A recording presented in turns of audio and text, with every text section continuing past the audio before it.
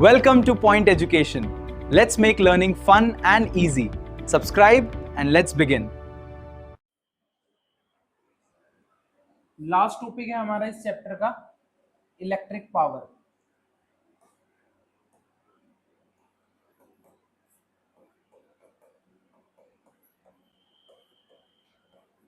पहले समझेंगे पावर है क्या। रेट ऑफ डूइंग वर्क, किसी भी काम को करने में कितना समय लगता है वो उसकी पावर पे डिपेंड करता है, उसे पावर बोलते हैं। Means power is rate of doing work. Rate का मतलब ही टाइम के कंपैरिजन में आ जाता है। जब भी कोई चीज रेट की बात होगी, रेट का मतलब है कि डिवाइड में क्या आ जाएगा, टाइम आ जाएगा। किसी भी काम को करने में कितना समय लग रहा है वो पावर है।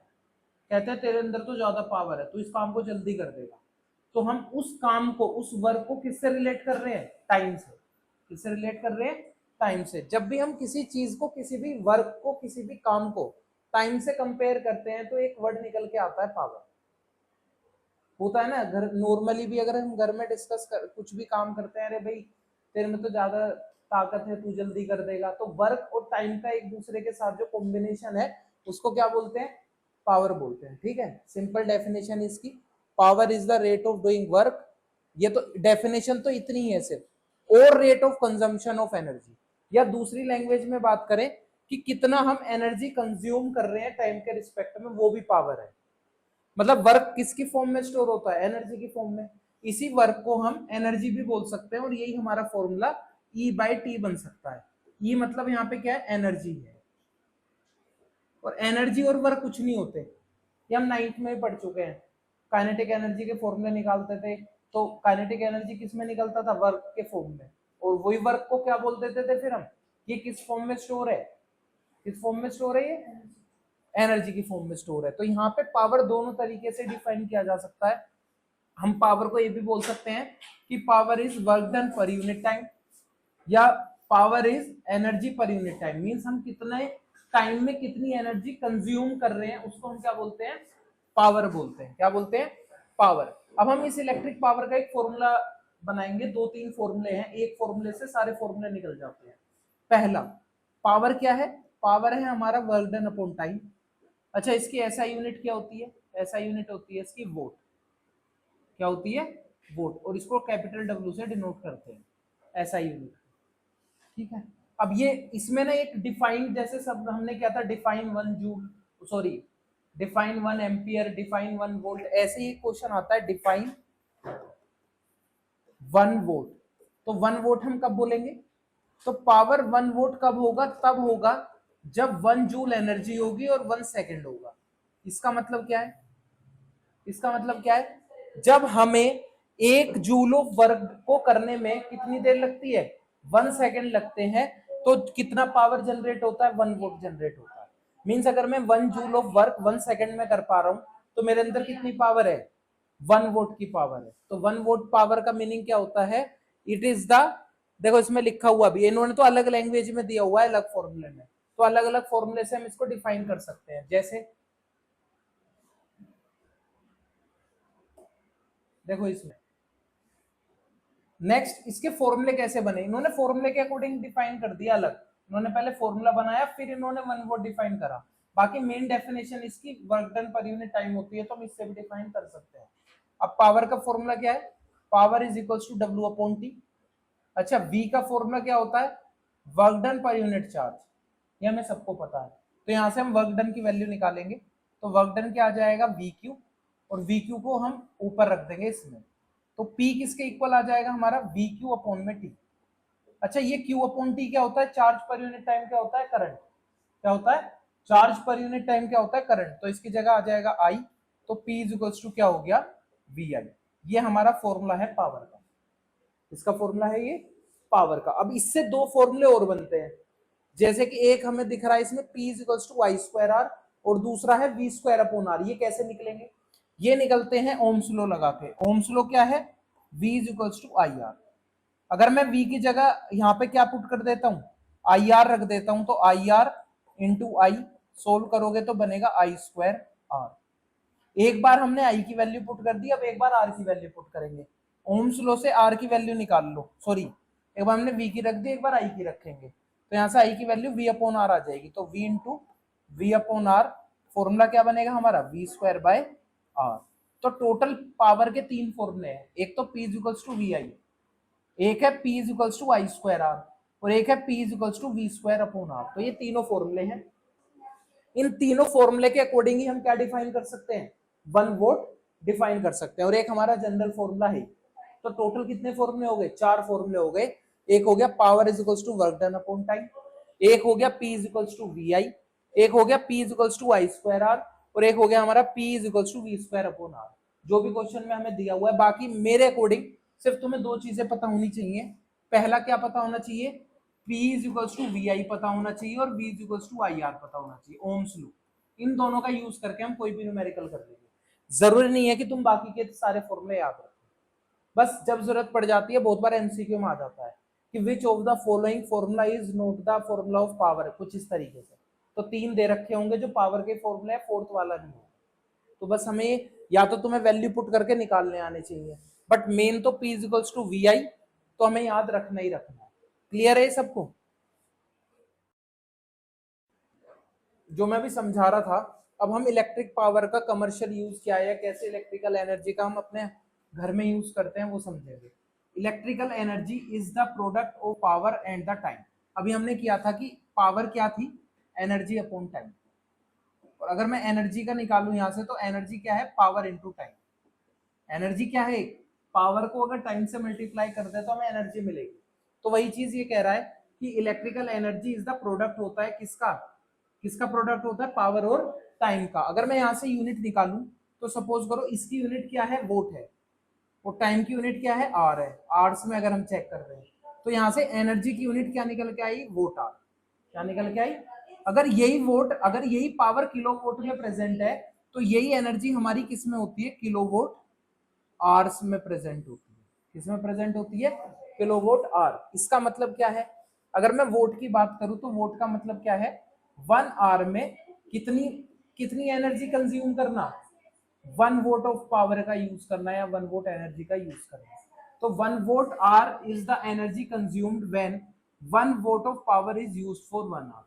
मतलब 1 एनर्जी कंज्यूम तब होगी जब हम 1 वोट पावर कंज्यूम करते रहेंगे, कितनी देर तक, 1 आवर तक।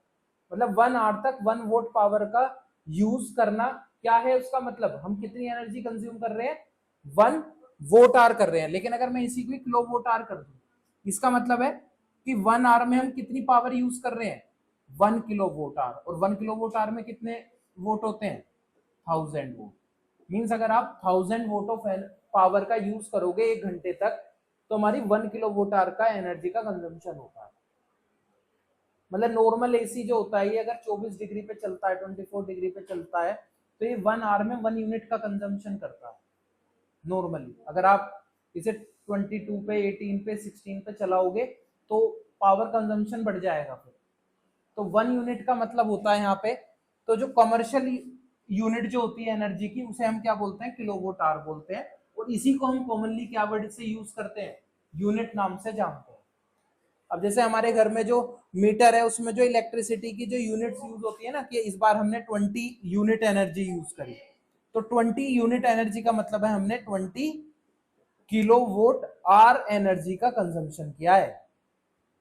मतलब हमने लगभग पूरे अगर मंथ का एवरेज निकाले, तो हमने 1 आवर में कितनी एनर्जी कंज्यूम करी है, कितनी एनर्जी यूज करी है, 20 किलोवाट। ठीक है ना। तो ये हमारा नॉर्मल एक एवरेज होता है। अब अगर हम इसको जूल में निकालें, जूल में एनर्जी की यूनिट है, अगर हम एनर्जी को जूल में निकालें, 1 किलोवाट में कितने वोट होते हैं, 1000 वोट। आवर्स को मिनट में करेंगे 60 आएगा, फिर मिनट को सेकंड में करेंगे फिर से 60 आएगा। तो इन दोनों को मल्टीप्लाई करके 3600 सेकंड आ जाएगा। तो इसको 3600 सेकंड से मल्टीप्लाई करेंगे, मल्टीप्लाई करके कितनी एनर्जी आएगी, 3.6 इंटू 10 की पावर 6 जूल। लगभग मान के चलें तो कितनी आएगी, 3612 तो 1 10 100 1000 10 लाख 10 लाख, अराउंड 36 लाख एनर्जी का यूज करते हैं हम 1 सेकंड के अंदर। समझ आ गया, लगभग हर सेकंड 36 क्या हो रहा है, क्योंकि ये जूल है ना, तो हम कितने वोट का यूज कर रहे हैं, मतलब एक तरीके से 1 सेकंड में कह रहा हूं, 1 आवर के अंदर 1 आवर में हम लगभग कितना करते हैं, 36 लाख जूल ऑफ एनर्जी का कंजम्पशन हो रहा है। ये कमर्शियल यूनिट में एग्जाम में बहुत बार प्रूफ के लिए आ जाता है या एमसीक्यू में आ जाता है कि 1 किलोवाट आवर में कितनी एनर्जी का कंजम्पशन होता है। तो 3.6 इंटू 10 की पावर 6 याद कर लेना, और बाकी इसका पूरा डेरिवेशन ही आता कैसे है वो तो हमें करना ही करना। क्लियर है?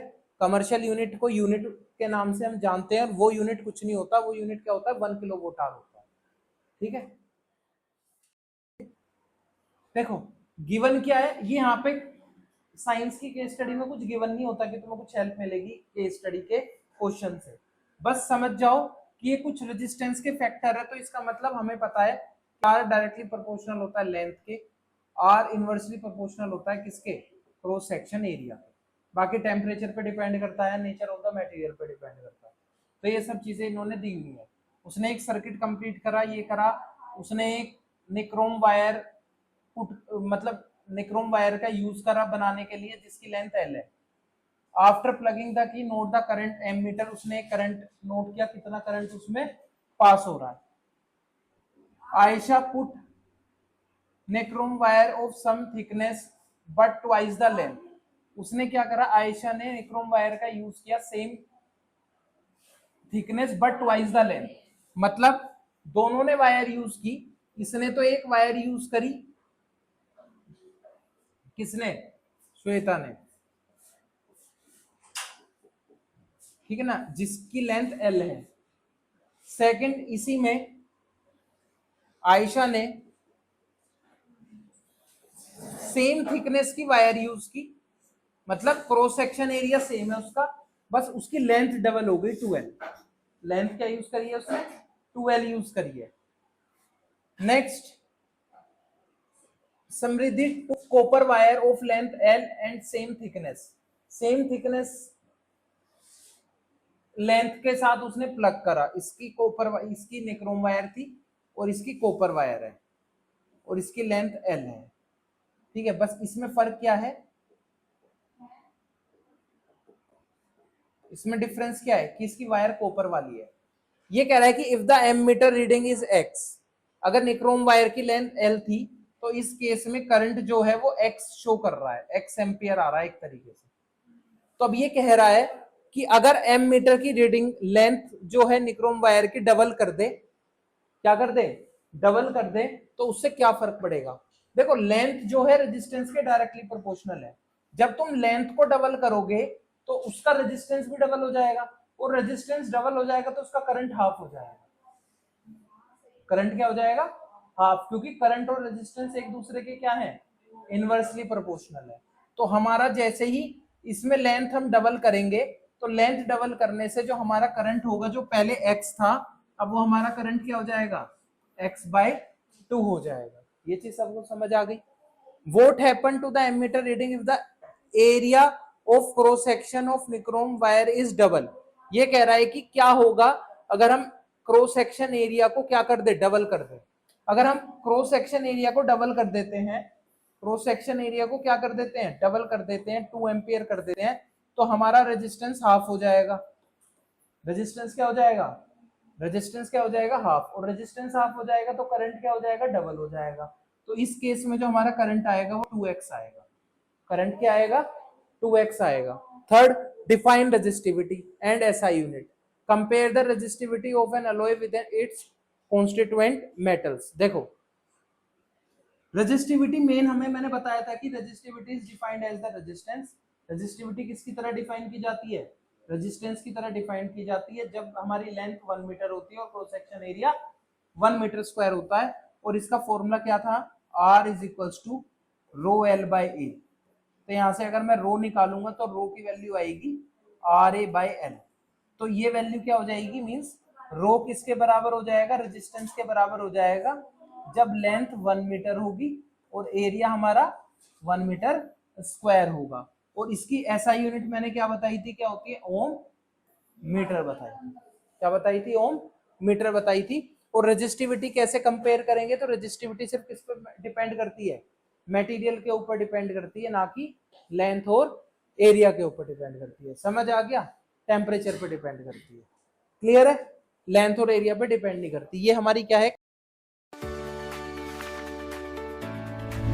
Thank you for watching. Check out these videos. Don't forget to subscribe